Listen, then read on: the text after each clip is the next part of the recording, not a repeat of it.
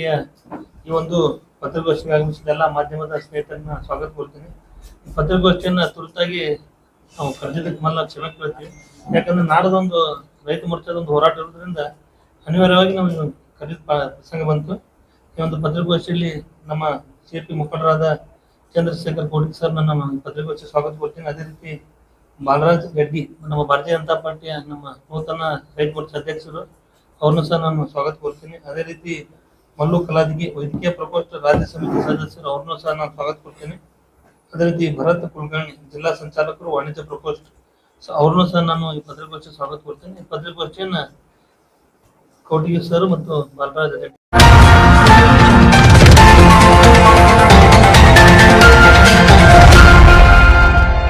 ಪತ್ರಿಕಾಗೋಷ್ಠಿಗೆ ಆಗಮಿಸಿದಂಥ ಎಲ್ಲ ಪತ್ರಿಕಾ ಮಾಧ್ಯಮದ ಸ್ನೇಹಿತರು, ಭಾರತೀಯ ಜನತಾ ಪಾರ್ಟಿ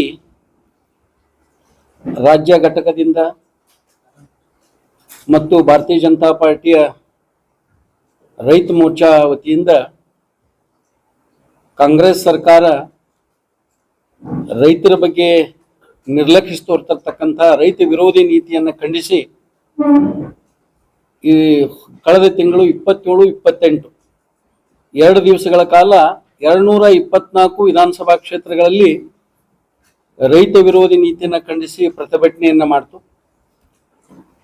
ಮೊದಲನೇ ವಾರದಲ್ಲಿ, ಡಿಸೆಂಬರ್ ಮೊದಲನೇ ವಾರದಲ್ಲಿ ಎಲ್ಲ ಜಿಲ್ಲಾ ಕೇಂದ್ರದಲ್ಲಿ ಪ್ರತಿಭಟನೆ ಆಗಬೇಕು ಅನ್ನುವಂಥ ರಾಜ್ಯ ಸಮಿತಿಯ ಒಂದು ಆದೇಶದ ಮೇರೆಗೆ ಪ್ರತಿ ಜಿಲ್ಲೆದೊಳಗೂ ಕೂಡ ಮೊದಲನೇ ವಾರದಲ್ಲಿ ಕಾಂಗ್ರೆಸ್ ವಿರುದ್ಧ ರೈತ ವಿರೋಧಿ ನೀತಿಯನ್ನು ಖಂಡಿಸಿ ಬೃಹತ್ವಾದಂಥ ಪ್ರತಿಭಟನೆಯನ್ನ ಹಮ್ಮಿಕೊಳ್ಳಲಾಗಿದೆ. ಭಾರತೀಯ ಜನತಾ ಪಾರ್ಟಿ ಬಿಜಾಪುರ ಜಿಲ್ಲೆ ವತಿಯಿಂದ ಮತ್ತು ರೈತ ಮೋರ್ಚಾದ ವತಿಯಿಂದ ನಾಳೆ 4ನೇ ತಾರೀಕು, ಡಿಸೆಂಬರ್ 4ನೇ ತಾರೀಕಿನಿಂದ ಬೆಳಿಗ್ಗೆ 10:30 ಗಂಟೆಗೆ ಬೆಂಗಳೂರದ ಟೋಲ್ ನಾಕಾದಿಂದ ಎಲ್ಲ ರೈತರು ಅಲ್ಲಿ ಸಮಾವೇಶಗೊಂಡು ಟ್ರ್ಯಾಕ್ಟರು ಅವುಗಳ ಮೂಲಕ ಅಲ್ಲಿ ಇಬ್ರಾಹಿಂಪುರ, ಗಣೇಶ್ ನಗರದ ಮುಖಾಂತರ, ಜಲನಗರ ಮುಖಾಂತರ, ಬಬಲೇಶ್ವರ ನಾಕಾ ಮುಖಾಂತರವಾಗಿ ಶಿವಾಜಿ ಸರ್ಕಲ್ ಬಂದು, ಶಿವಾಜಿ ಸರ್ಕಲ್ದಿಂದ ಗಾಂಧಿ ವೃತ್ತ, ಬಸವೇಶ್ವರ ವೃತ್ತ ಮತ್ತು ಅಂಬೇಡ್ಕರ್ ವೃತ್ತಕ್ಕೆ ಅಲ್ಲಿ ಸಮಾವೇಶಗೊಂಡು ನಮ್ಮ ನಾಯಕರು ಅಲ್ಲಿ ಮಾತನಾಡ್ತಾರೆ.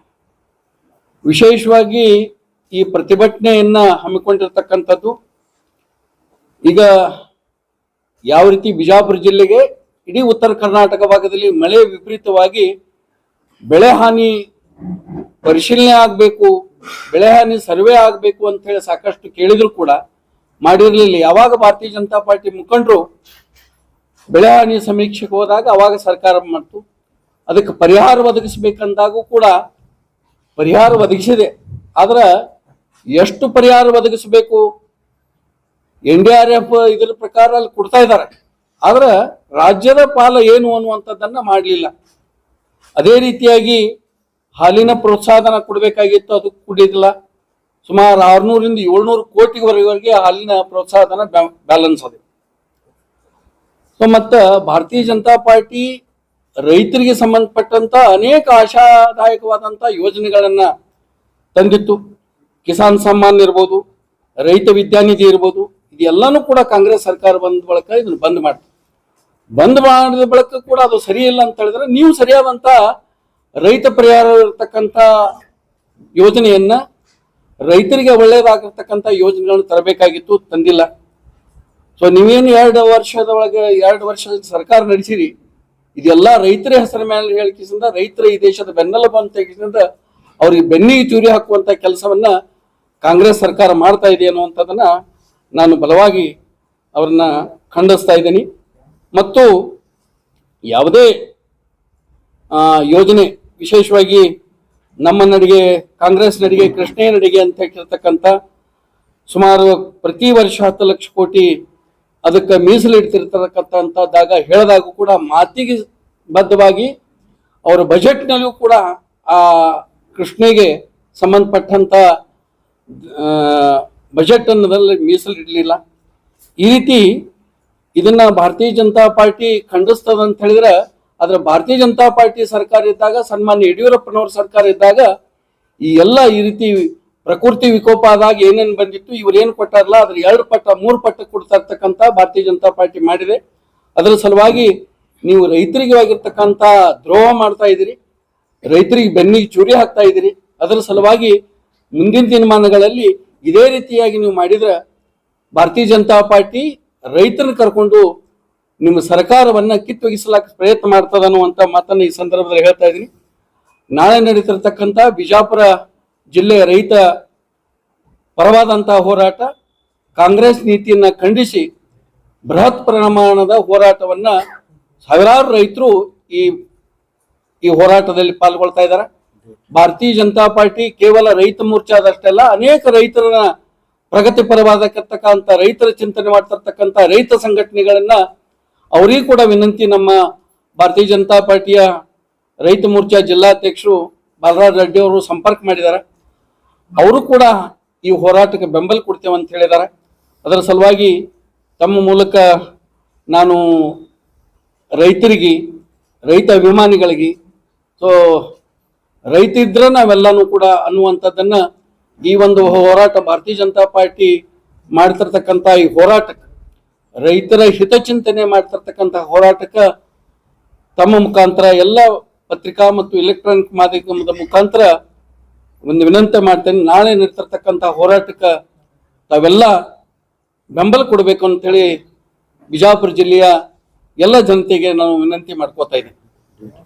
ದಿನಾಂಕ 4ನೇ ತಾರೀಕು, ಡಿಸೆಂಬರ್ 4ನೇ ತಾರೀಕಿಗೆ ಬೆಳಿಗ್ಗೆ 10:30 ಗಂಟೆಗೆ ಸೊ ಬೆಂಗಳೂರು ಟೋಲ್ ನಾಕಾದಿಂದ ಅಲ್ಲಿ ಎಲ್ಲ ಟ್ರ್ಯಾಕ್ಟರ್ಗಳು, ನಮ್ಮಲ್ಲಿರ್ತಕ್ಕಂಥ ರೈತ ಸಂಘಟನೆ ಎಲ್ಲ ಪರವಾಗಿರ್ತಕ್ಕಂಥ ರೈತ ಮೋರ್ಚಾ ಕಾರ್ಯಕರ್ತರು ಮತ್ತು ಭಾರತೀಯ ಜನತಾ ಪಾರ್ಟಿ ಎಲ್ಲ ಕಾರ್ಯಕರ್ತರು ಅಲ್ಲಿ ಸೇರ್ತಾರ. ಅಲ್ಲಿಂದ ಸೊ ಗಣೇಶ್ ನಗರ, ಇಬ್ರಾಹಿಂಪುರ, ಜಲನಗರ ಮತ್ತು ಬಬಲೇಶ್ವರ ನಾಕ, ಶಿವಾಜಿ ಚೌಕ ಈ ಹೋರಾಟಕ್ಕೆ ನಮ್ಮ ರಾಜ್ಯ ರೈತ ಮೋರ್ಚಾ ರಾಜ್ಯಾಧ್ಯಕ್ಷ ಆಗಿರ್ತಕ್ಕಂಥ ಎಸ್ ಪಾಟೀಲ್ ನಡಳ್ಳಿ ಅವರು ಭಾಗವಹಿಸ್ತಾರೆ. ವಿಶೇಷವಾಗಿ ಒಂದೊಂದು ಜಿಲ್ಲೆಗೆ ಉಸ್ತುವಾರಿ, ಈ ಹೋರಾಟದ ಉಸ್ತುವಾರಿ ಕೊಟ್ಟಿರ್ತಕ್ಕಂಥ ಗಂಗಾವತಿ ಶಾಸಕರಾಗಿರ್ತಕ್ಕಂಥ ಜನಾರ್ದನ್ ರೆಡ್ಡಿ ಅವರು ಕೂಡ ಭಾಗವಹಿಸ್ತಾರೆ. ನಮ್ಮ ಪಕ್ಕದ ಬೆಳಗಾವಿ ಜಿಲ್ಲೆಯ ಸಂಸದರಾಗಿರ್ತಕ್ಕಂಥ ಸನ್ಮಾನ್ಯ ಹಿರಾಣ ಕಡಾಡಿ ಅವರು ಕೂಡ ಭಾಗವಹಿಸ್ತಾ ಇದ್ದಾರೆ. ನಮ್ಮ ಜಿಲ್ಲೆಯ ಮಾಜಿ ಸಚಿವರು, ಮಾಜಿ ಶಾಸಕರು ಎಲ್ಲ ನಮ್ಮ ಭಾರತೀಯ ಜನತಾ ಪಾರ್ಟಿ ಮುಖಂಡರು ಕೂಡ ಈ ಸಭೆಯಲ್ಲಿ, ಈ ಹೋರಾಟದಲ್ಲಿ ಭಾಗವಹಿಸ್ತಾರೆ. ಮೊದಲು ನಿಮಗೆ ಕ್ಷಮೆ ಕೇಳ್ತೀನಿ ಲೇಟ್ ಮಾಡಿ ಬಂದಿದ್ದಕ್ಕೆ. ನಿಮ್ಮ ಮುಖಾಂತರ ಹೆಚ್ಚಿನ ಪ್ರಮಾಣದಲ್ಲಿ ರೈತರು ಈ ಹೋರಾಟದಲ್ಲಿ ಪಾಲ್ಗೊಳ್ಬೇಕಾಗಿ ವಿನಂತಿಸಿಕೊಳ್ತೀವಿ. ಹೌದು, ಕೊಡ್ತಾ ಇಲ್ಲ. ಈಗ ಏನ್ ಕೊಡ್ಬೇಕಾಗಿರ್ತಕ್ಕಂಥದ್ದು NDR ನಾರ್ಮ್ಸ್ ಪ್ರಕಾರ ಕೊಡ್ಲಾಕತ್ತಾರ. ಸನ್ಮಾನ್ಯ ಯಡಿಯೂರಪ್ಪನವ್ರು ಇದ್ದಾಗ ಕೇಂದ್ರ ಸರ್ಕಾರ ಎಷ್ಟಿತ್ತು ಅದ್ರ 2 ಪಟ್ಟು 3 ಪಟ್ಟು ಕೊಡ್ತಾರೆ. 1 ಲಕ್ಷ, ಈಗ 1 ಲಕ್ಷ ರೂಪಾಯಿ ಮನಿ ಏನಾದ್ರು ಹಾನಿ ಆಗಿತ್ತಂದ್ರೆ 1 ಲಕ್ಷ ಇತ್ತಂದ್ರೆ ಯಡಿಯೂರಪ್ಪ 5 ಲಕ್ಷ ಕೊಟ್ಟಿದೆ.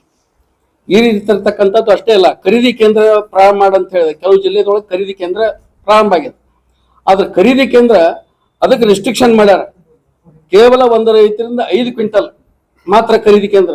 1 ಎಕರೆಗೆ 10-20 ಕ್ವಿಂಟಲ್ ಬೆಳೀತಿರ್ತಕ್ಕಂಥ ಮೆಕ್ಕೆಜೋಳ ನೀವು 5 ಕ್ವಿಂಟಲ್ ತೊಗೊಂಡ್ರೆ ಆ ರೈತ ಉಳ್ಕಿದ್ದನ್ನೇ ಎಲ್ಲಿ ಹೋಗ್ಬೇಕು. ಮತ್ತ ವಿಶೇಷವಾಗಿ ನಮ್ಮ ಬಿಜಾಪುರ ಜಿಲ್ಲೆ ಇರ್ತಕ್ಕಂಥ ದ್ರಾಕ್ಷಿ ಬೆಳೀತಿರ್ತಕ್ಕಂಥದ್ದು ಅದನ್ನು 2-3 ಸಲ ತಮ್ಮ ಮುಖಾಂತರ ನಾವು ಆಗ್ರಹ ಮಾಡಿದೆವು. ಸೊ ಬೆಳೆ ದ್ರಾಕ್ಷಿ ವಿಮೆಯನ್ನು ಮಾಡಿತಿರ್ತಕ್ಕಂಥ ರೈತರು ವಿಮೆ ಮಾಡಿದಾರ, ಅವರಿಗೆ ಬರ್ತಕ್ಕಂಥ ವಿಮೆ ಇನ್ಶೂರೆನ್ಸ್ ಬರ್ತಕ್ಕಂಥದ್ದು ಕೂಡ ಇವತ್ತ ಕೊಡ್ತಾ ಇಲ್ಲ ಅಂತ ಹೇಳಿದ್ರೆ ಯಾವ್ದಕ್ಕಂತದ್ದು ಕೇಳಿದ್ರೆ ಏನ್ ಹೇಳ್ತಾ ಇದಾರೆ, ನಾವು ಸರ್ವೆ ಮಾಡ್ತಾ ಇದ್ರು ಬೋಗಸ್ ಅಂತಂದ್ರೆ ಅವ್ರಿಗೇನ್ರಿ ನೀವು ಆಕ್ಷನ್ ತಗೊಳ್ರಿ. ಯಾರು ನಿಜವಾಗಿ ತುಂಬಿರ್ತಕ್ಕಂಥ ವಿಮೆ ತುಂಬಿರ್ತಕ್ಕಂಥ ರೈತರಿಗೆ ಅವ್ರಿಗೆ ಕೊಡ್ತಕ್ಕಂಥ ಇನ್ಶೂರೆನ್ಸ್ ಅದು ಕೊಡ್ಬೇಕಲ್ಲ, ಅದನ್ನು ಕೂಡ ಇವತ್ತಿನವರೆಗೆ ಕೂಡ ಕೊಡ್ತಾ ಇಲ್ಲ. ಹಾಕ್ತಾ ಇದಾರೆ ಸರ್, ಎಲ್ಲಿ ಇನ್ನ ಇದನ್ನೇ ಆಗಿಲ್ಲ. ಇನ್ನೂ ಸಹಿತ ಸರ ಏನು ಟೆಕ್ನಿಕಲ್ ಇಶ್ಯೂ ಇತ್ಯಾದಿ ಅನ್ನುವಂಥದ್ದನ್ನ ಬೋಗಸ್ ಆಗ್ಯಾವು ಇತ್ಯಾದಿ ಅನ್ನುವಂಥದ್ದು ಅದನ್ನೇ ಹೇಳ್ತಾ ಇದ್ದಾರೆ. ಇನ್ನೂ ಕೂಡ ನಮ್ಮ ವಿಶೇಷವಾಗಿ ತಿಕೋಟ ಮತ್ತು ಬಬಲೇಶ್ವರ ಕ್ಷೇತ್ರದಲ್ಲಿ ಅಲ್ಲೇ ನಮ್ಮ ರೈತ ಮೋರ್ಚಾ ಅಧ್ಯಕ್ಷರು ಅಲ್ಲೇ ಇಲ್ಲ ಸರ್, ಅದು ಏನಾಗಿತ್ತು ಅಲ್ಲಿನೂ ತಡೆ ಹಿಡಿದಿದ್ರು ಸರ್, 3-4 ತಿಂಗಳ ತಡೆ ಹಿಡಿದಿದ್ರು ಸರ್.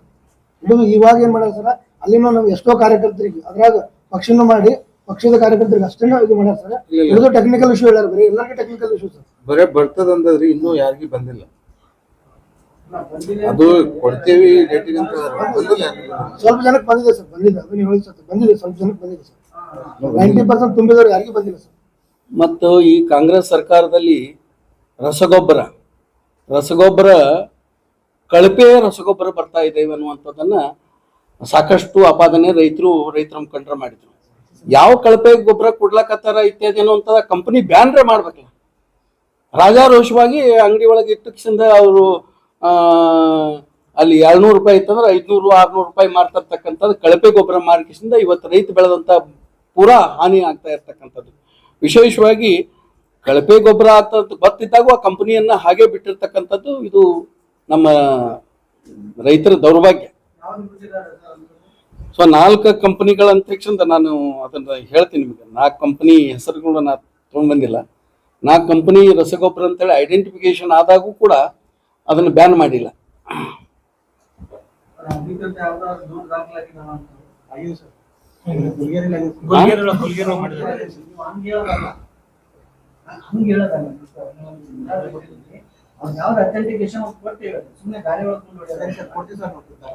ಇಲ್ಲಿ ಕೊಡ್ಬೇಕು, ನೀವು ಯಾವಾಗ ಕೊಡೋಣ?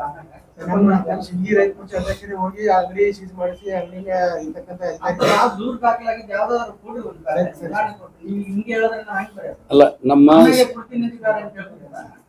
ಸಿಂದಗಿ ರೈತ ಮೋರ್ಚಾ ಅಧ್ಯಕ್ಷ ಹೋಗಿ ವಾಟ್ಸಪ್ ಮಾಡಿ ಗ್ರೂಪಿಗೆ ಕಳಿಸ್ತೀನಿ ಸರ್. ಅದು ಎಲ್ಲ लेटेस्ट न्यूज अपडेट्स के लिए YouTube एक्सप्रेस को सब्सक्राइब कीजिए, साथ में बेल आइकॉन को भी क्लिक कीजिए, साथ ही साथ लाइक, शेयर और कमेंट करना ना भूलिए।